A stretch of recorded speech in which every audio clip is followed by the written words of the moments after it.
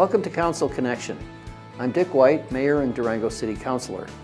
This program is designed to give you a snapshot of happenings at the most recent Durango City Council meeting. This time we look at the September 19th meeting.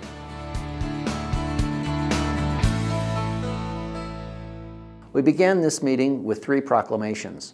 The first 2 singled out individuals, each of whom has been named a Library Community Champion for their achievement and commitment on behalf of the library. The late Bev Darmour served on the Library Advisory Board for 15 years, from 1990 to 2005, and was an emeritus member until the end of her life. She and her husband started Hospice of Durango as well. The second recipient, Lynn Hardy, was recognized for her 18 years of service at the library, including providing personal tours, providing information about programs, recruiting other volunteers, and more. Our congratulations to both of them.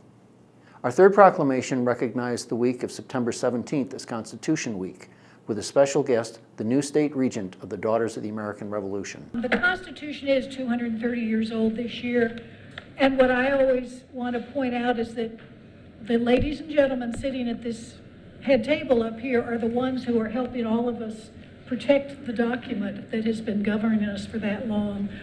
For any instrument to have endured that long is absolutely remarkable. Constitution Week was established in 1955 at the pressure of the Daughters of the American Revolution upon Congress. And Dwight Eisenhower signed it into law on August the 2nd of 1956. And this is one of the things that the DAR is rather proud of. So I do thank you for this, Mr. White. The consent agenda for this meeting contained 6 routine items, all of which were approved. At public participation, members of the Boulevard Neighborhood Association took time to salute local scout Reese Mason and fellow members of his troop. Mason designed and spearheaded construction to maintain public access to a historic site at 15th and 3rd Avenue. The project took a year to complete.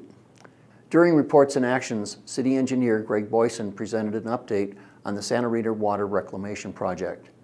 At a cost of $54 million, it is the largest public works project in Durango history. He related that work is progressing well. During June and July, we did the demolition of the existing concrete administration building. That was a bear, to say the least. It had big, thick concrete walls and a lot of reinforcing steel in it, and it was much more difficult to demolish than what we anticipated.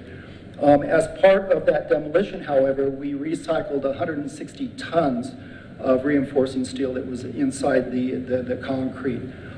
We also removed and recycled 1,117 tons of concrete from that building.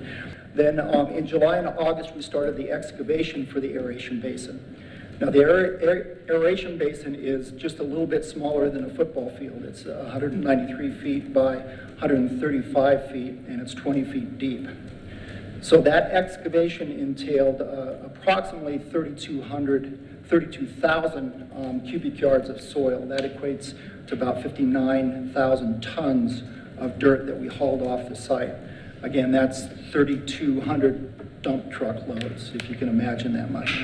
Archer Western has broken the aeration basin into thirds, and you can kind of see that in the flyover. So we started on the north third, and about 2 weeks ago we placed the concrete in that section of the slab. It was about 550 cubic yards, or about 56 concrete dump truck or concrete truckloads of concrete that we placed.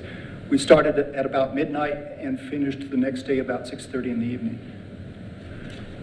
So the next thing we're going to do, and it's starting tonight, is we've got the steel placed in the middle third of the aeration basin, and we're placing the concrete starting at 8 o'clock. So I'm going to run home and change my clothes and head out there and take a look at that. The aeration basin should be completed next spring, with the entire project wrapping up in mid-2019. There was one legislative public hearing on this agenda on an ordinance authorizing a lease with the Durango Chamber of Commerce. At the start of construction on the Santa Rita plant, the Chamber agreed to relocate from its Santa Rita offices, which are housed in a building owned by the city. In turn, the city will offer the Chamber a long-term lease on property in Brookside Park to construct a new office building. Without comment from the public during the hearing, the proposed ordinance was introduced and approved at first reading by a 5-0 vote and will face its second reading and final approval on October 3rd. During the meeting, councilors also mentioned several events you might find interesting. Among these, fall cleanup begins the week of October 9th and lasts into November. Only yard waste is collected in the fall, nothing else. For more information and to see when crews will be in your neighborhood, go to durangogov.org/cleanup.